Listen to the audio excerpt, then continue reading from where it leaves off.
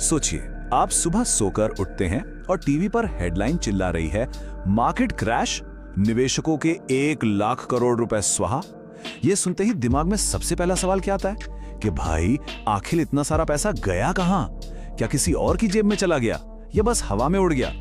तो चलिए आज इसी मिस्ट्री को सॉल्व करते हैं। Welcome to our channel Smart Retailer Amit. अगर आप इस चैनल पर नए हैं तो प्लीज सब्सक्राइब कर लीजिए ताकि स्टॉक मार्केट की कोई भी बड़ी अपडेट, न्यूज या ब्रेकिंग एनालिसिस आप मिस ना करें। तो उस बड़े सवाल का जवाब, पैसा गया कहां, इसका सबसे सीधा और सच कहूं तो चौंकाने वाला जवाब है कहीं नहीं। क्योंकि एक तरह से देखा जाए तो वो पैसा कैश के रूप में कभी था ही नहीं। आइए इस गुत्थी को सुलझाते हैं। अब इस कॉन्सेप्ट को समझने के लिए ना एक काम करते हैं, इस कॉम्प्लेक्स स्टॉक मार्केट को थोड़ी देर के लिए भूल जाइए और चलिए एक सीधी साधी सेब की मंडी में। ये एक उदाहरण ही सब कुछ साफ कर देगा। तो मान लीजिए इस मंडी में कुल 10,000 किलो सेब हैं और आज हर एक किलो का दाम लगा है 100 रुपए। सिंपल मैथ है, इसका मतलब हुआ कि सेब के इस पूरे बाजार की टोटल वैल्यू हो गई 10 लाख रुपए। अब अगले दिन एक खबर आती है कि भाई पीछे से सेब की एक बहुत बड़ी सप्लाई आने वाली है। अब दुकान वालों को टेंशन हो जाती है कि कहीं उनके सेब सड़ न जाएं, तो वो क्या करते हैं, फौरन दाम गिराकर 80 रुपए प्रति किलो कर देते हैं। देखिए, सेब तो अभी भी उतने ही हैं, 10,000 किलो, लेकिन अब बाजार की कुल कीमत गिरकर 8 लाख रुपए हो गई है। तो सवाल ये है कि वो 2 लाख रुपए गए कहां? जवाब है कहीं नहीं। वो 2 लाख रुपए कभी कैश में थे ही नहीं। वो सिर्फ एक अंदाजा थे, एक उम्मीद थी कि कोई तो इन सेबों को 100 रुपए में खरीदेगा। जैसे ही भविष्य को लेकर उम्मीद बदली, वो कागजी कीमत भी बदल गई। असली कैश का तो कोई लेन देन हुआ ही नहीं। और बिल्कुल यही चीज स्टॉक मार्केट पर भी लागू होती है। पोर्टफोलियो की जो मार्केट वैल्यू दिखती है ना, वो बैंक बैलेंस जैसी नहीं है। वो कोई असली कैश नहीं है जिसे आप खर्च कर सकें।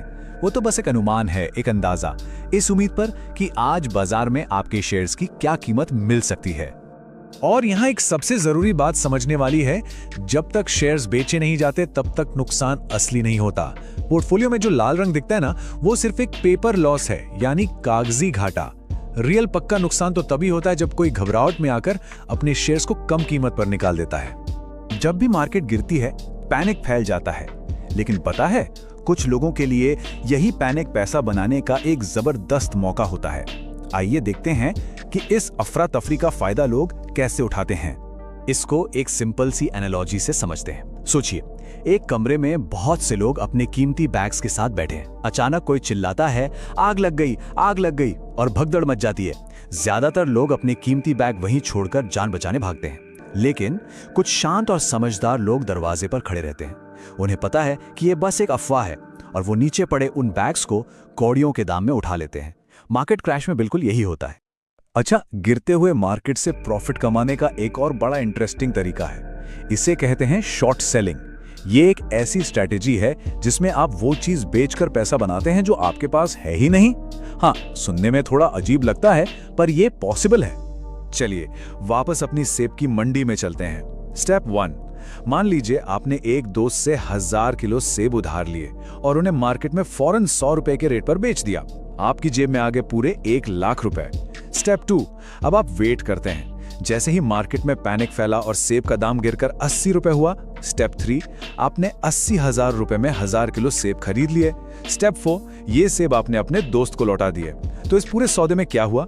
बिना एक भी सेब रखे आपने सीधा 20,000 रुपए का प्रॉफिट कमा लिया। बस इसी को कहते हैं शॉर्ट सेलिंग। आपने कभी गौर किया है, मार्केट चढ़ता तो धीरे धीरे है, लेकिन गिरता बहुत तेजी से है। ऐसा लगता है जैसे किसी ने पैरों के नीचे से जमीन ही खींच ली हो।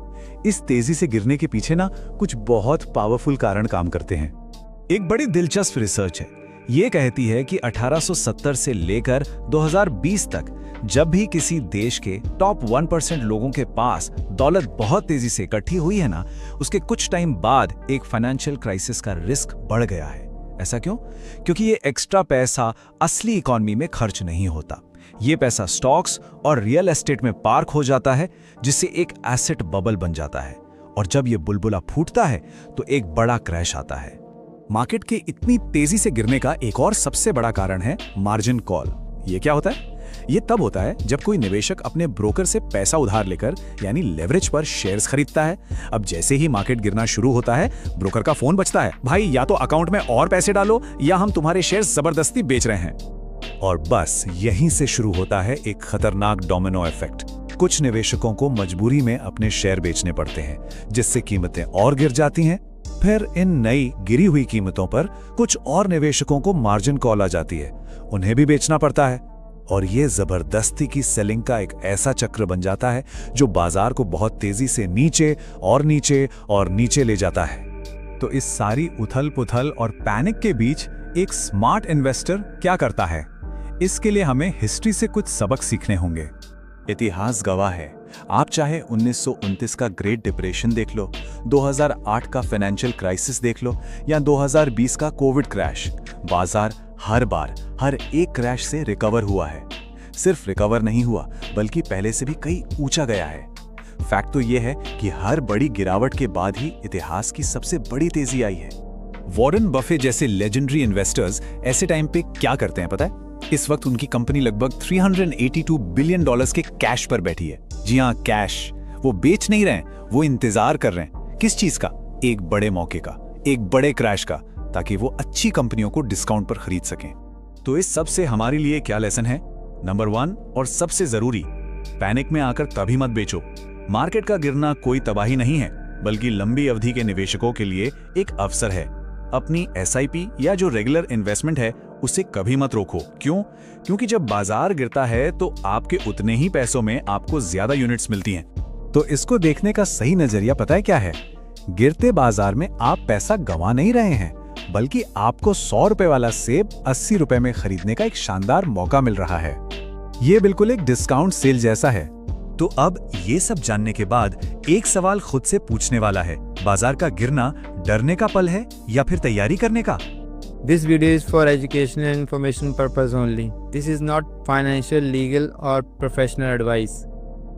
We are not SEBI registered advisor or experts, and viewers should conduct their own research and consult qualified professionals before making any financial decisions. The channel is not liable for any losses or damages arising from the